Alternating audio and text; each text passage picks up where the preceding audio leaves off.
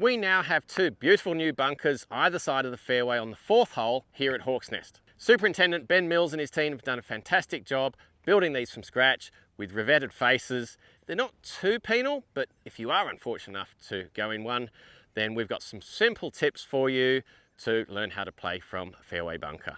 We also have created a free download training guide for you, just like this. The link is in the description below, so you can take all of the notes from today's lesson with you. G'day golfers, I'm Glen Haynes. Welcome to Aussie Golf Pros, where we help you be the best golfer you can be.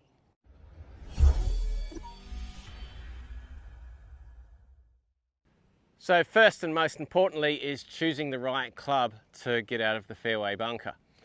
So if you have a lip in front of you like you have here, what you need to do is choose the club that you think you can get over the lip and then add one. Go up one. Let's make sure we get out of the bunker.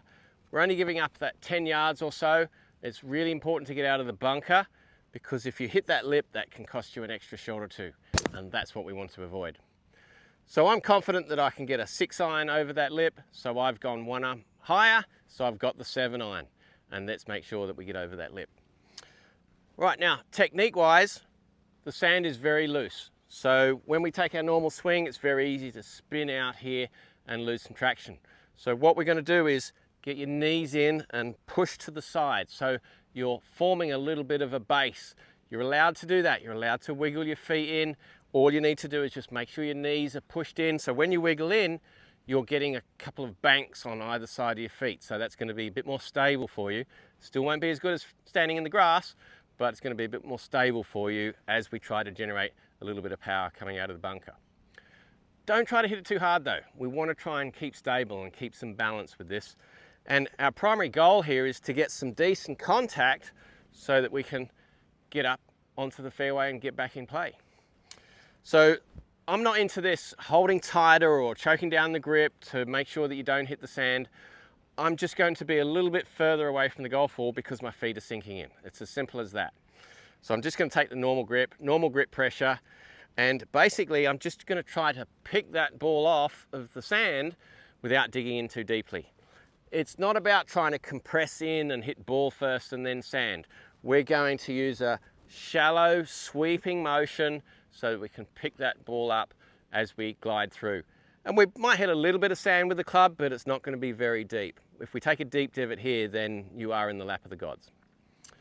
All right, so my normal ball position is just ahead of center with the 7-iron. So I'm going to maybe push that a little further forward, just so we can be a little bit shallower rather than digging down into the sand.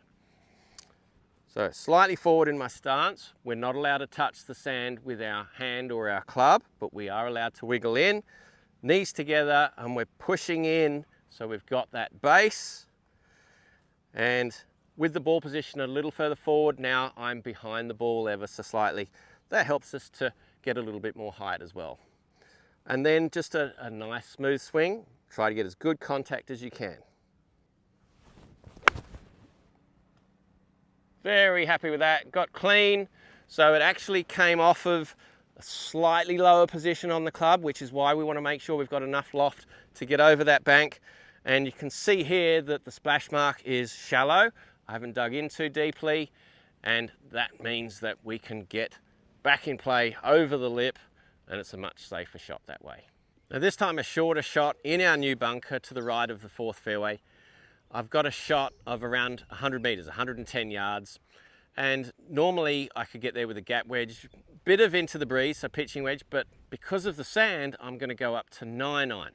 We're going to lose a little bit of distance generally coming out of the sand. The contact won't be quite as crisp as off the grass.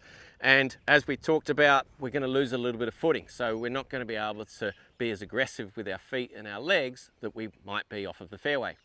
So an extra club, as long as you can get out of the bunker. Now, this lip isn't particularly high and I'm back from the lip, so the 9-iron is plenty of loft to get over the bunker. But taking that extra club when you have enough loft to get over the bank is really important, because don't expect to be able to hit it as full distance from the fairway bunker. You're definitely going to lose a bit of distance. So same principle as before. I'm going to get into position, wiggle my feet in with my knees in, get that bank either side of my feet, a little bit of a wiggle around, and the ball position is just forward of center, because I want that shallow angle of attack rather than digging down in. And let's see if we can get this on the green. Smooth swing. Crisp contact, nice and clean. And there we go, on the green. Didn't try to belt it, definitely need to be smooth. And again, a nice shallow divot.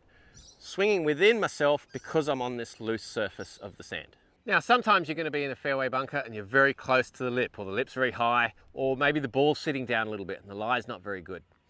So it's important to understand that if you try to hit the ball cleanly, you're not quite going to get as much height as you would normally from the grass. So in this case, it makes sense to actually hit a little bit of sand first. Take your medicine, let's get it back onto the fairway, and then we can try to hit our next one onto the green. So same technique really as hitting a greenside bunker shot, just with a little bit more power. So wiggling your feet in, making sure you've got that firm and stable base, and that's going to lower you down as well. So we're going to hit a little bit of sand. I've got the sand wedge to make sure that I can get up over that lip, and I'm going to aim to hit an inch or two behind the golf ball. For a greenside bunker shot, it'd be more like 3 or 4 inches, but just an inch or two here, just to make sure we get enough height to get up over that lip. And I'm going to hit this with a full swing. I'm not going to open the face. I don't think the lip's high enough that I need to open the face, but if it was higher, then I absolutely would open the face a little bit to get that extra bit of launch angle. All right, wiggling the feet in, inch or two behind the ball, full swing.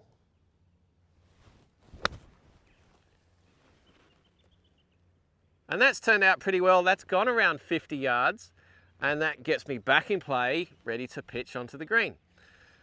Whereas if I try to hit that cleanly, I could have very easily hit that lip, and I'd still be in the bunker and wasted a shot. If you'd like to improve your play from greenside bunkers, then watch this video next. Loads of information on the technique that you need from greenside bunkers. There's your free reference guide, or link is in the description below, all of the notes and images from today's lesson on how to play from fairway bunkers.